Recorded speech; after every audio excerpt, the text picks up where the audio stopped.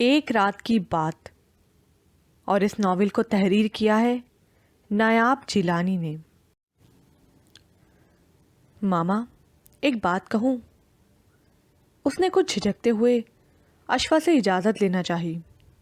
بولو بیٹا، اس میں پوچھنے والی کیا بات ہے؟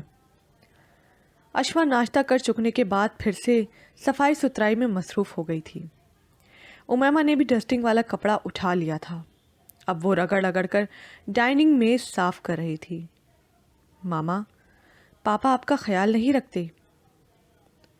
اشفا گویا تھک سے رہ گئی تھی۔ اسے امید نہیں تھی کہ امیمہ اپنی سوچ کو لفظوں کا پراہن بھی پہنا دے گی۔ بہت دنوں سے وہ نوٹ کر رہی تھی کہ امیمہ کسی الجھن میں تھی، اور آج اس الجھن کی وضاحت بھی ہو گئی تھی۔ اتنا خیال تو رکھتے ہیں، اور کیسے خیال رکھا جاتا ہے؟ وہ نہیں چاہتی تھی کہ امیمہ کا معصوم ذہن ماں اور باپ کے درمیان موجود اس اندیکھے فاصلے کو محسوس کرے۔ ماما، کیا آپ کو نہیں لگتا کہ ایمن کی ننھی سی خوشی سیلیبریٹ نہ کر کے آپ کچھ غلط کر رہے ہیں؟ وہ دھیرے دھیرے موضوع کی طرف آ ہی گئی تھی۔ اس کا انداز بلا کا پرسوچ تھا۔ ہاں، شاید اشفا کو تسلیم کرنا ہی پڑا۔ ایمن کی ننھی سی اس خوشی کے لیے ایک دفعہ چند سال پہلے اشفا نے ہلکا پھلکا سا اہتمام کیا تھا، مگر ہوا کیا؟ یہ سوچنا ہی اذیت کے ایک سلسلے کو آواز دینا تھا۔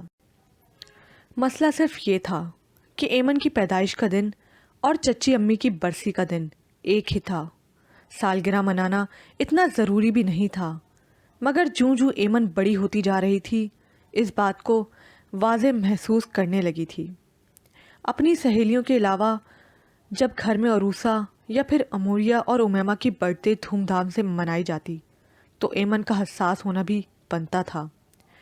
وہ کئی مرتبہ اس موضوع پر اشفا سے معصومانہ سی لڑائی بھی کر چکی تھی، اور اس کی اسی خوشی کو مد نظر رکھتے ہوئے اشفا نے قرآن خوانی اور نیاز وغیرہ بانٹنے کے بعد چپکے سے کیک بھی منگوا لیا۔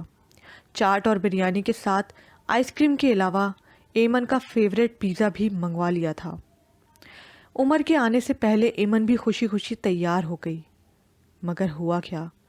سب سے پہلے تو عروسہ میز پر سجے چھوٹے سے پائنیپل کیک کو دیکھ کر گنگ رہ گئی تھی، اور پھر جو اس نے رونا شروع کیا تو اس کے آنسوؤں میں عمر اور اشفا دونوں ہی بہہ کر رہ گئے۔ ادھر ایمن ہکا بکا کھڑی تھی۔ عمر نے آؤ دیکھا نہ تاؤ لہرا کر ایک زوردار قسم کا تھپڑ اشفا کے منہ پر دے مارا۔ احمق عورت، تمہیں کیک منگواتے ہوئے شرم نہیں آئی؟ آج چچی امی کی برسی کا دن ہے۔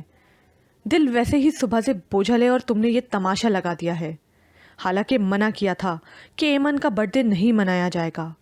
تمہیں کم از کم عروسہ کے جذبات کا تو خیال کرنا چاہیے تھا۔ یہ محبت تھی تمہیں چچی امی سے؟ صبح سویرے سوگ منا کر 2 گھڑی لوگوں میں دکھاوا کر لیا اور شام کو جشن منانے لگ گئیں۔ افسوس ہو رہا ہے مجھے تمہاری سوچ اور اس گھٹیا پن پر۔ وہ بری طرح سے دھاڑ رہا تھا۔ ایمن باپ کے سخت لہجے کو سن کر تھر تھر کانپنے لگی تھی۔ امیمہ کی آنکھوں میں بھی آنسو آ گئے تھے، اور عروسہ تو ویسے ہی دھواں دار روئے جا رہی تھی۔ عمر، اشفا تو بچیوں اور عروسہ کے سامنے اس عزت افزائی پر تھرا اٹھی۔ آنسوؤں کی یلغار اور توہین کے احساس نے اس کی آواز کو کپ کپا کر رکھ دیا۔ اس سے اپنے قدموں پر کھڑا رہنا مشکل ہو گیا تھا۔ وہ لرزتی ٹانگوں پر بامشکل اپنے وجود کا بوجھ اٹھائے اپنے کمرے میں آئی تھی۔ نہ جانے کتنا وقت بیت گیا تھا اسے روتے ہوئے، بوجھل پپوٹوں والی سرخ آنکھوں کو کھولتے ہوئے۔ بامشکل اس نے گھڑی کی طرف دیکھا تھا۔ رات کے 11 بجنے والے تھے۔ تقریباً 11:15 بجے عمر سونے کی غرض سے کمرے میں آیا تھا۔ اس کے ہاتھ میں ٹرے دیکھ کر اشفا کچھ حیران ہوئی تھی، مگر اس نے اپنی حیرانی کو ظاہر نہیں ہونے دیا۔ اگر تم اس خیال سے روٹھی بیٹھی ہو یا ناراضی کا ڈھونگ رچایا ہے کہ میں تمہیں مناؤں گا تو محترمہ اس خوش فہمی میں مبتلا مت ہو، اس نے ہمیشہ والے مخصوص مغرورانہ انداز میں کہا۔ مجھے ایسی خوش فہمیاں لاحق نہیں ہوتی۔ وہ سر سے لے کر پیروں تک سلگ اٹھی۔ یہ برگر اور کولڈ ڈرنک تمہارے لیے ہے، کیونکہ یہ تمہارے لیے امیمہ نے پیک کروایا تھا۔ عمر نے صاف جتا بھی دیا اسے واقعی دل رکھنا نہیں آتا تھا۔ اشفا کے دل میں پھانس سی چبھی۔ ظاہر ہے میری بیٹی کو ہی میرا خیال آ سکتا ہے، بھلا آپ سے یا عروسہ سے ایسی امید بھی نہیں کی جا سکتی۔ عروسہ اور آپ کا خون جو ایک ہے۔ بہت چاہنے کے باوجود وہ ان کے خون میں شامل خود غرضی کو جتا نہیں پائی۔ تاک تاک کر حملہ کرنے کی ضرورت نہیں، ذرا اپنے گریبان میں جھانکو، کیا آج کا تمہارا عمل درست تھا؟ مان وہ اس کی طرف ٹرے کھسکاتے ہوئے قدرے سنجیدگی سے بولا۔ کوئی گناہ سرزد ہو گیا تھا مجھ سے؟ وہ گویا پھٹ پڑی۔ بچیوں کا بھی لحاظ نہیں کیا۔ اسے پھر سے اپنی توہین کا خیال آ گیا۔ نہ جانے کیوں مجھے غصہ آ گیا تھا۔ وہ شاید شرمندہ ہوا تھا، مگر یہ شرمندگی کم از کم اشفا کو نظر نہیں آ سکتی تھی۔ تم نے بھی تو ٹھیک نہیں کیا۔ عروسہ کا دل دکھا ہے۔ آج کے روز کیک کاٹنا ضروری تھا۔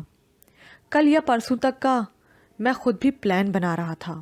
ایمن اور اس کی فرینڈز بھی خوش ہو جاتی تو آپ مجھ سے کہہ دیتے، مگر آپ بھلا کیوں کہتے؟ ناک نیچی ہو جاتی آپ کی۔ مجھے کچھ بتانا یا مشورہ کرنا آپ کو بھلا کیسے گوارا ہو سکتا ہے؟ ارے جانے بھی دو، بس کرو، غصہ مت کھاؤ، کھانے کے لیے برگر ہے نا؟ عمر کا لہجہ کچھ خوش آمدی سا ہو گیا تھا، اور اشفا اچھی طرح سے جانتی تھی کہ عمر کب اور کس وقت اپنی انا کے گنبد سے باہر نکلتا ہے اور اپنی سطح سے کس وقت نیچے آتا ہے۔ سو وہ جذبات کے اس دھارے میں بہہ کر اپنی اہمیت جتانے کا موقع ہرگز بھی نہیں کھونا چاہتی تھی، اور نہ ہی عمر خوش آمدی باتوں اور میٹھی نظروں کے جھانسے میں آ کر اپنی لمحہ بھر ملنے والی اہمیت کو ضائع کرنے کا تصور کر سکتی تھی۔ کھاؤ نا یار۔ وہ زبردستی پلیٹ اس کے ہاتھ میں تھما رہا تھا۔ ایمن کا برتھڈے اگلے سال منائیں گے انشاءاللہ۔ وہ اسے پھر سے باتوں کے بہلاوے میں الجھانا چاہتا تھا، اور ایمن کو تو اس نے یقیناً خوش کر ہی دیا تھا۔ میوزیکل باکس، کلرز اور نئے نکور بیگ لے کر دیے تھے۔ اوپر سے باہر کا ایک چکر بھی لگا لیا تھا، یعنی آؤٹنگ کا کوٹا بھی پورا ہو چکا تھا۔ سو اسے خفا خفا بیوی کا خیال بھی آ ہی گیا، جسے وہ ہمیشہ والی عجلت کے تحت اور غصے سے مغلوب ہو کر ناراض کر چکا تھا۔ اگرچہ اشفا کو منانا اتنا اہم بھی نہیں تھا، ویسے بھی اسے اسلام آباد جانا تھا۔ چچی امی کی کوئی نصیحت یاد نہیں تھی، مگر ایک بات اس نے ہمیشہ ذہن میں بٹھا رکھی تھی کہ سفر پر جاتے وقت گھر والوں اور اپنے سے وابستہ لوگوں کی ناراضی دور کر کے ہنسی خوشی رخصت ہونا چاہیے۔ کیا پتہ یہ آپ کا آخری سفر ہی ہو۔ آپ نے مجھ پر ہاتھ کیوں اٹھایا؟ اشفا سخت مشتعل تھی۔ اتنی سی بات کو بڑھانا چاہتی ہو؟ وہ دونوں ہاتھ سر کے نیچے رکھے بیڈ پر چت لیٹ گیا۔ یہ اتنی سی بات ہے؟ اشفا گویا پھٹ پڑی۔ جب چاہا بے عزت کر دیا، جب چاہا دھتکار دیا، جب مرضی ہوئی تو پکڑ کر پہلو میں بٹھا لیا۔ پہلو میں کہاں ہو؟ 10 فٹ دور بیٹھی ہو، طنز کے تیر پھینک رہی ہو۔ عمر نے مصنوعی آہ بھری۔ تو آپ پر کون سا اثر ہو رہا ہے؟ قریب آؤ گی تو اثر ہوگا نا۔ اس کا انداز اب بھی دل جلانے والا مغرورانہ قسم کا تھا۔ اشفا کا دل بری طرح سے راکھ ہوا۔ ہوں، کسی کی خاندانی ملازمہ نہیں ہوں۔ اپنی توہین پر وہ اس طرح سے کرتی رہتی تھی۔ اپنی حیثیت کا تم نے خود ہی تعین کر رکھا ہے۔ اگر میں کچھ کہوں گا تو تمہیں یقیناً برا لگے گا۔ بغیر چاہ کے بیوی مل گئی، بغیر خواہش کی اولاد مل گئی، پکا ہوا پھل جھولی میں آ گرے تو اس کی قدر معلوم نہیں ہو سکتی۔ وہ اٹھ کر باہر نکل گئی تھی۔ عمر ٹھنڈی سانس بھر کے رہ گیا۔ اشفا کو طبیعت کے بھاری پن نے کچھ چونکا تو دیا تھا، مگر وہ پھر بھی بے یقین سی تھی۔ وہموں میں پڑ رہی تھی بھلا 12 سال بعد کسی خوشخبری کی امید کی جا سکتی تھی، مگر مہربان رب نے اپنی مہربانی اور فضل کا سایہ کر دیا تھا۔ صبح صبح جی بری طرح سے متلا رہا تھا۔ بچیوں کو اسکول بھیج کر وہ بھابھی بیگم کی طرف آ گئی تھی۔ भाभी बेगम तो फौरन तैयार हो गई, चेहरा खिल उठा था। डॉक्टर से तस्दीक करवाकर ही वो घर लौटी थी। भाभी बेगम की खुशी की कोई इंतहा नहीं थी। अशफा को तख्त पर बैठाकर खुद वो किचन में घुस गई थी। बच्चियों के घर आने का वक्त भी करीब था। अमोरी और एमन भूख की बहुत कच्ची थी और उरूसा तो इन दोनों पर भारी थी। भाभी बेगम की मेहरबानी से घर में मौजूद सब्जी तैयार हो गई थी। आटा तो अशफा सुबह ही गूंद लेती थी, सो भाभी बेगम ने झटपट फुलके उतार दिए थे। पुदीने की चटनी भी पीस दी। अलबत्ता सलाद अशफा ने बना लिया। उसकी तबीयत खासी बेजार थी। किचन के काम से ही उबकाई आने लगती थी। वो सोच रही थी कि आगे चलकर ना जाने कैसे वो सारी घर गृहस्थी को संभाल सकेगी। वो इन्हीं सोचों में गुम थी जब बच्चियां और उरूसा भी आ गईं। भाभी बेगम ने तो अलीउल ऐलान कह दिया था, चारों लड़कियां गौर से सुन लो, अपने अपने काम अब खुद करने हैं तुम लोगों ने। मगर क्यों? सबसे पहले उरूसा ने हैरानी से पूछा, अशफा जी कहीं जा रही हैं? उसका हैरान होना भी फितरी था। उसके जहन में पहला ख्याल यही आया था कि शायद अशफा कहीं जा रही है, और अशफा का कहीं भी जाने का तसव्वुर इन सब के लिए सुहान रू था। उरूसा तो अनगिनत कामों के मुतालिक सोचकर ही कांप गई थी। अशफा कहीं नहीं जा रही। भाभी बेगम ने फिर से ऐलान किया, तो फिर हमें किस बात की सज़ा सुनाई जा रही है? उरूसा ने फक चेहरे पर हाथ फेर कर पूछा। काम से उसकी जान जाती थी।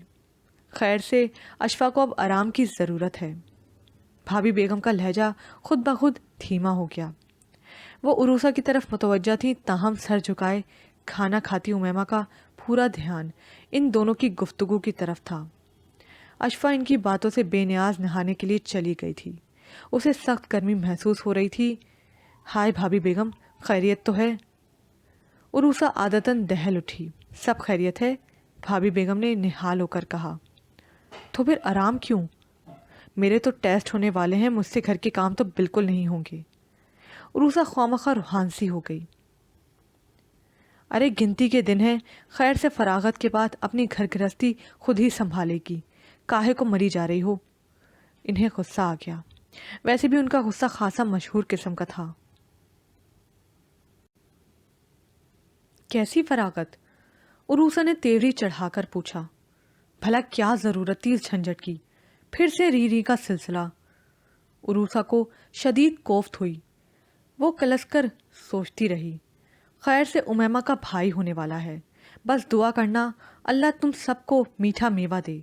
उरूसा को बताने का मकसद सिर्फ ये था कि वो ना सिर्फ अशफा का हाथ बटाए बल्कि उसका ख्याल भी रखे। मीठा मेवा?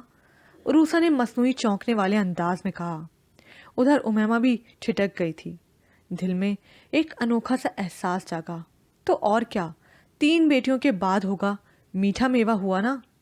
वो पुराने ख्यालों की मालिक थी, बेटों की आमद पर खुश होने वाली। लो जी, फिर से स्यापा। उसने बेजारी से सोचा और नींद से बंद होती आंखें मसलते हुए उठकर अपने कमरे की तरफ चल दी थी। भाभी बेगम अपना सा मुंह लेकर रह गईं। सारी नसीहतें बेकार गई थीं। खाने के झूठे बर्तन गोया उनका मुंह चढ़ा रहे थे। यूनिफॉर्म और किताबें सोफे और कारपेट पर बिलतरतीब बिखरी पड़ी थीं। यकीनन अशफा के अलावा किसी और ने इस फैलावे को हरगिज नहीं समेटना था, मगर उनकी सोचों के बरक्स एक नर्म हाथ उनके कंधे से मस हुआ था।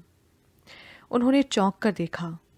उमैमा धीमी आवाज में कह रही थी, दादी बेगम, मैं हूं ना, मामा का हाथ बटाया करूंगी। आप उनसे कहिएगा काम की फिक्र ना करें। दादी सदके। भाभी बेगम गोया निहाल होकर रह गईं। ऐसी सादतमंद बेटियां, दिल को ठंडा कर दिया है बेटी।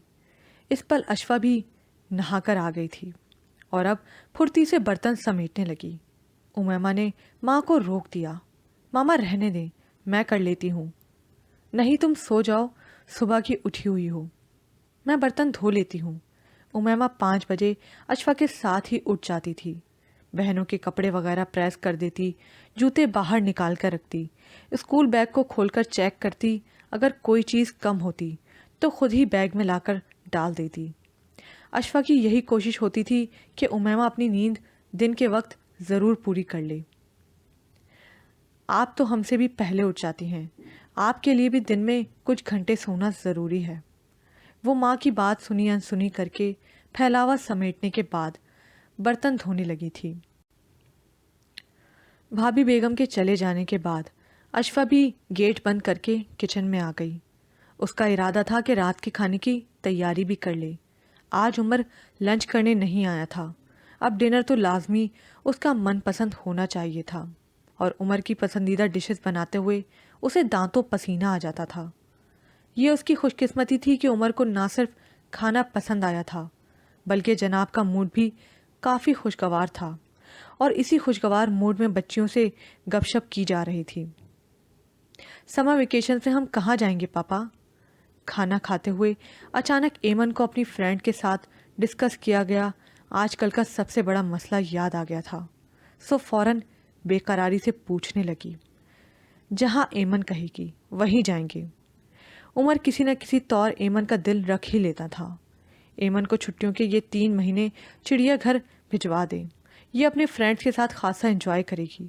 عروسہ نے اس کی ننھی سی ناک دبا کر چھیڑا۔ زو میں آپ کے بھی تو فرینڈس رہتے ہیں۔ وہ بھی تو ایمن تھی بلا کی حاضر جواب۔ بہت بولنا آ گیا ہے تمہیں۔ عروسہ نے اس کے گال زور سے کھینچے تھے۔ ایمن بلبلا کر رہ گئی۔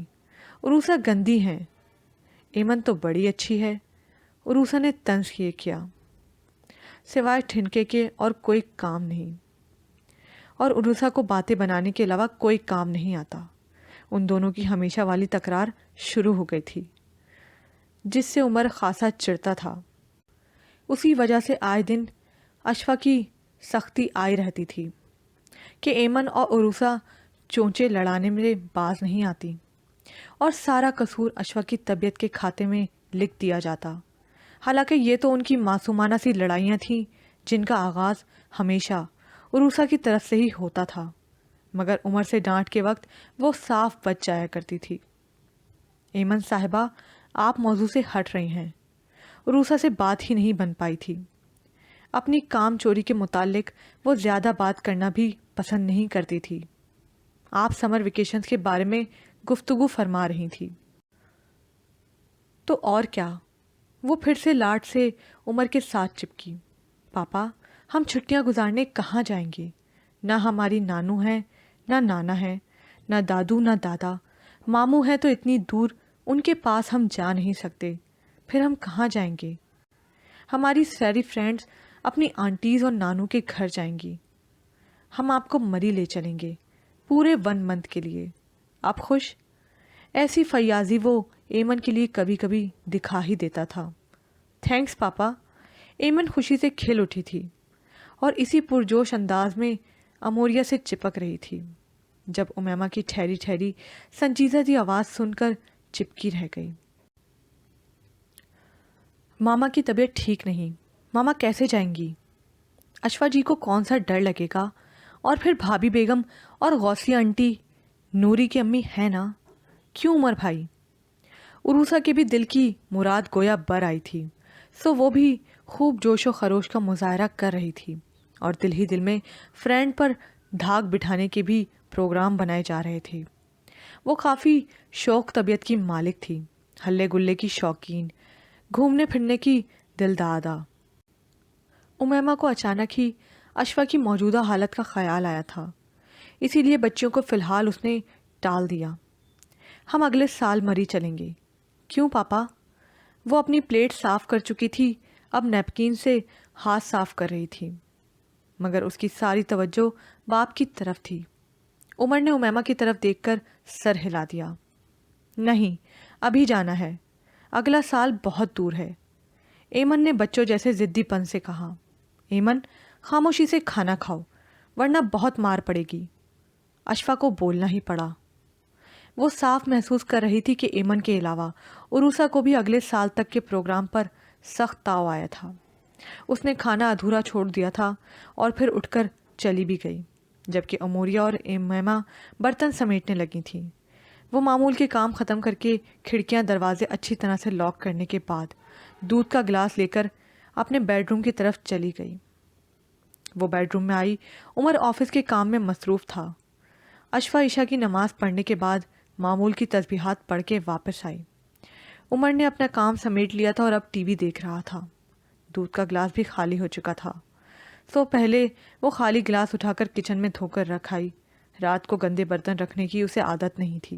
یہاں پر یہ پارٹ اختتام کو پہنچا۔ مزید پارٹ سننے کے لیے اردو ناول زبر پرائڈ کو لائک کیجیے، سبسکرائب کیجیے، شیئر کیجیے، کمنٹ کرنا مت بھولیے گا۔